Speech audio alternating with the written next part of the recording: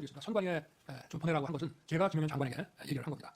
물론 제가 검찰에 있을 때부터 선거 그 사건 그리고 선거 소송에 대해서 쭉 보고를 하다 보면은 이런 일단 이 투표함을 개함을 했을 때 여러 가지 그 상식적으로 납득이 안 가는 이런 엉터리 투표지들이 이제 많이 남아 있기 때문에 뭐 부정선거라는 말을 쓰는 사람마다 물론 다릅니다만은 이게 좀 문제가 있겠구나 하는 생각을 제가 해왔고요. 근데 이제 2023년 10월에 국정원으로부터 한 3차례에 걸쳐가지고 중앙선관위 그 전산 그 시스템에 대해서 자기들이 점검한 거를 보고를 받았는데 정말 많이 부실하고 엉터리였습니다. 근데 이제 국정원에서는 그때도 이거를 충분히 다 보여준 게 아니라 아주 일부만 보여줬다. 제가 그때 보고받기는 한 5% 정도 장비만 보여줬다고 했기 때문에 제가 김용현 장관한테 계엄을 이제 아마 금요일 12월 한 29일 30일쯤 됐던 것 같은데요. 그 감사원장 탄핵 이제 발의한다는 얘기가 나오면서 이제 계엄 얘기를 했습니다. 근데 하게 되면 그 계엄법에 따라서 그 국방장관과 지휘를 받는 계엄사가 계엄 당국이 그 계엄 지역 내에서의 행정사법 사무를 관장하게 돼 있기 때문에 이건 좀 범죄의 수사 개념이 아니라 선관위에 들어가서 국정원에서 다 보지 못했던 선관위의 전산 시스템이 어떤 것들이 있고 어떻게 이것이 가동되고 있는지를 스크린하라. 그렇게 해서 이제 계엄통이 들어간 것으로 저는 이제 알고 있는데 제가 이제 계엄 해제를 하고 나가지고 언론에 보니까 저도 방첩사나 사이버사가 투입이 된 줄 알았는데 이 정보사가 들어가고 나머지는 뭐 근처에 있으면서 들어가지 못하고 왔다고 하는 보도를 제가 봤습니다. 그래서 제가 그때는 김 위원장이 구속되기 전이라 이게 정보사가 맞느냐 그러니까 IT 요원들이 거기가 좀 실력이 있어서 그렇게 보냈습니다라고 이제 보고를 받았고요. 그래서 아마 방첩사는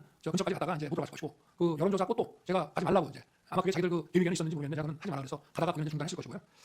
그리고 이거는 이제 포고령에 따른 수사 개념이 아니라 행정사법상으로 관장하기 때문에 정부부처나 공공기관 같은 데는 계엄군이 들어갈 수 있다고 저는 판단했습니다. 그렇게 해서 기본적인 그 관계를 확인하는 것이고 그다음에 이제 지금 뭐 제가 그 장관에게 얘기할 때는 이거는 계엄의 형식을 빌린 대국민 호소고 이저 국회 그 해제 여기가 있으면 즉시 할 것이라고 얘기를 하지만 저 역시도 그런 내용은 해제하고 설명을 해야지 저도 국무위원들한테 그 얘기는 계엄 전에는 얘기할 수가 없는 겁니다. 마찬가지로 국방장관도 지휘관들 사령관들한테는 이 계엄은 곧 해제될 계엄이고 전체 군투입은 얼마 안 된다 이런 얘기를 안 하고 이제 필요한 그 대통령의 선포에 따라서 각자 맡은 업무를 하도록 했기 때문에 각자 정해진 매뉴얼대로 하다 보니까 전화 장관이 생각한 거 이상의 어떤 그 조치를 준비를 했을 수는 있습니다만은 지금 여기 방첩사는 이제 합수본으로 나가게 되고 그리고 이제 육군참모총장 계엄사령관으로 이제 발령을 이미 받았죠. 그런데 합수본부나 계엄사령부가 그 조직이 만들어지기도 전에 국회의 해제 요구에 따라서 분철수 지시를 하고 그리고 분철수 지시하기 전에 벌써 제가 국무위원들을 부릅니다. 나와서 비상계엄 해제를 하려면 국무회의를 해서 해제를 해야 되기 때문에 집에 들어간 국무위원들을 나오게 하고 그 시간까지 기다리기가 뭐해서 저 장관하고 계엄사령관을 불러서 분을 철수시켜라. 특히 국회에 있는 분은 이동수단이 도착하기 전이라도 무조건 경내에서 빼내라. 이렇게 하고 그리고 기다려도 이제 국무위원들이 빨리 도착을 안 하니까 제가 먼저 브리핑룸으로 가서 분을 철수시켰고 이제 정적수가 채워지면 계엄 해제는 곧 한다 이렇게 발표를 합니다. 그래서 지금 뭐 여러 가지 아까도 제가 말씀드린 게 아무 일도 안 일어났다는 말씀을 아까 드렸고요.